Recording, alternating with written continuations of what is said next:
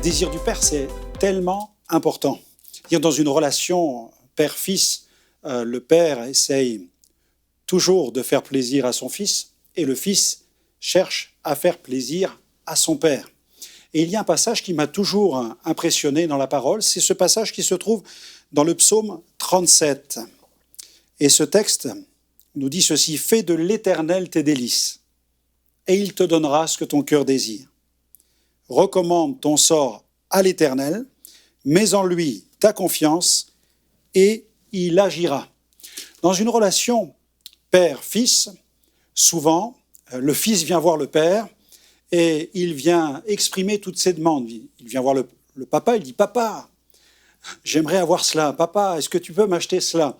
Et souvent, la relation, elle est vraiment intéressée, celle de l'enfant, à l'égard du père, à l'égard du papa. Mais ce que nous oublions souvent, c'est que le père, lui aussi, a des désirs. Non seulement le fils a des désirs à l'égard du père, mais le père a des désirs à l'égard du fils. Alors, lorsque nous parlons de Dieu, nous venons souvent vers le Seigneur avec des prières, avec des demandes, avec des requêtes. « Ô Dieu, si tu existes, ô Dieu, ne pourrais-tu pas m'accorder cela? Ô Dieu, ne pourrais-tu pas répondre à ma prière ?» etc. Alors on vient avec toutes nos requêtes, toutes nos revendications, parfois même, il faut bien le dire, avec tous nos caprices. Mais le Père, lui, il a aussi ses désirs. Le Père a des désirs, mais lesquels? Je vous propose de lire un passage dans Jean 14, verset 23, où il est question d'un désir tellement important. Je crois que le Père désire demeurer en nous. Il veut demeurer en chacun d'entre nous. Quel beau cadeau, quelle belle grâce, n'est-ce pas? Jean 14, verset 23, Jésus, dans une discussion, répond et il dit « Si quelqu'un m'aime, il gardera ma parole, et mon Père l'aimera. Nous viendrons à lui, et nous ferons notre demeure chez lui. » Voilà l'un des premiers désirs, l'un des désirs les plus importants de notre Père céleste, parce que nous avons aussi un Père céleste. La Bible parle du Père terrestre, et je suis un papa, et même un grand-père depuis quelque temps, et nous savons tous que nous ne sommes pas parfaits. Mais Jésus, parlant du Père, dira « Soyez parfaits comme votre Père est parfait. » Et ce Père qui est parfait, ce Père qui est tellement aimant, tellement bienveillant, au point qu'il a envoyé Jésus sur la terre. Jésus, qui sur la terre a guéri les malades, libéré les possédés, purifié les lépreux, ressuscité les morts, mais surtout pardonné les péchés, ce Père-là a envoyé Jésus et Jésus a donné sa vie sur la croix pour nos fautes. Il est ressuscité le 3e jour. Et quand vous vous penchez sur les évangiles et cette relation père et fils, vous vous rendez compte que Jésus passe son temps à faire plaisir à son Père et le Père passe son temps à faire plaisir à son Fils. Alors un Père comme cela, ça nous intéresse. Alors vous voudriez que votre Père vous fasse plaisir, mais j'aimerais vous intéresser sur ce qui pourrait faire plaisir à votre Père. Et la première des choses qui lui ferait plaisir, c'est d'habiter chez vous, de demeurer chez vous. Nous viendrons à lui, nous ferons notre demeure chez lui. Et pour que le Père puisse faire sa demeure chez nous, c'est-à-dire en nous, il nous faut tout simplement ouvrir la porte, exercer l'hospitalité, lui demander pardon pour nos fautes, pour nos erreurs, pour nos égarements, pour nos manquements, pour nos transgressions, pour nos péchés, et lui dire « Sois le bienvenu chez toi, rentre dans ma vie, viens dans ma vie ». Le Père désire demeurer.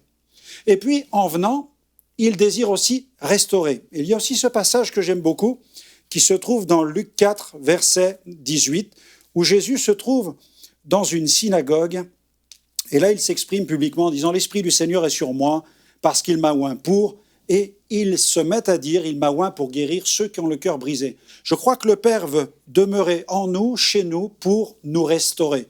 Nos cœurs ont besoin d'être restaurés. Nous n'avons pas seulement besoin d'être pardonnés, nous avons aussi besoin d'être restaurés parce que Jésus est mort sur la croix, non seulement pour que nos péchés soient pardonnés, mais aussi pour que nos cœurs soient guéris. Pourquoi ? Il pardonne nos péchés parce que nous avons commis des fautes. Mais il veut guérir nos cœurs parce que notre cœur a subi tous les effets dévastateurs de l'environnement déchu dans lequel nous évoluons. Pourquoi ? Nous sommes victimes d'injustice. Nous traversons toutes sortes de situations et nous souffrons sur la terre. Et quand Jésus est venu sur la terre, ce n'était pas seulement pour pardonner nos péchés, mais c'est aussi parce qu'il avait vu l'état de nos cœurs, des cœurs brisés. Et lui qui nous aime tellement est venu pour les consoler, pour les restaurer, pour les guérir. Il dit, je suis venu pour guérir ceux qui ont le cœur brisé. Littéralement broyés, fracassés, piétinés. Les cœurs qui ont volé en éclats, des cœurs qui ont subi l'humiliation, le harcèlement, le deuil, peut-être la violence conjugale ou l'injustice. Et puis, son désir, c'est celui de la réconciliation. Ce n'est pas simplement effacer la dette qu'il y a en bas d'une facture, mais c'est aussi nous nourrir, nous remplir de cet esprit de réconciliation. Dans Matthieu 5, il y a un autre passage qui nous parle de l'importance du pardon. Jésus dit, mais moi je vous dis, aimez vos ennemis, bénissez ceux qui vous maudissent. Alors, souvent je dis, dites Alléluia. Alors, on dit Alléluia, aimez vos ennemis. Amen. Bon, c'est un peu compliqué. Bénissez ceux qui vous maudissent. Compliqué. Priez pour... faites du bien à ceux qui vous haïssent. Priez pour ceux qui vous maltraitent et vous persécutent. Dans les églises, quand on cite cela, on dit Amen. Tout le monde dit Amen. Mais dans la réalité, c'est plus compliqué. Et Jésus dit, afin que vous soyez fils de votre Père qui est dans les cieux, car il fait lever son soleil sur les méchants et sur les bons, il fait pleuvoir sur les justes et sur les injustes. Si vous aimez seulement ceux qui vous aiment, quelle récompense méritez-vous? Les publicains aussi n'agissent-ils pas de la même manière? Si vous saluez seulement vos frères, que faites-vous d'extraordinaire? Les païens aussi n'agissent-ils pas de la même manière? Soyez donc parfaits, comme votre Père est parfait. Comment pouvons-nous trouver la force d'aimer ceux qui nous haïssent, de prier pour ceux qui nous maltraitent, de faire du bien à ceux qui nous maudissent? Comment? Eh bien, en puisant dans l'exemple parfait de notre Père qui est parfait.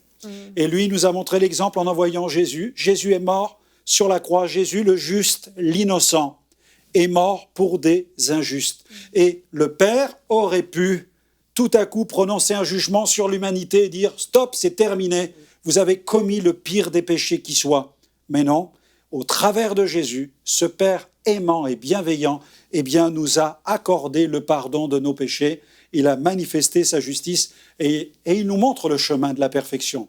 Il nous montre que lui, il est parfait parce qu'il est capable d'aimer des gens imparfaits et il est capable de donner le meilleur de lui-même parce que Jésus est mort pour nos péchés avant même que la moindre personne eh bien, ne se manifeste pour lever sa main et dire « Moi, je crois en Jésus ». Il est mort pour des pécheurs et il est mort en acceptant d'obéir pleinement à son Père. On a vraiment un Père qui est parfait. Alors, on a des désirs à l'égard de notre Père, mais n'oublions pas que lui, il a aussi des désirs. Retrouvez la suite de ce programme dans l'émission Bonjour chez vous sur ENCI TV.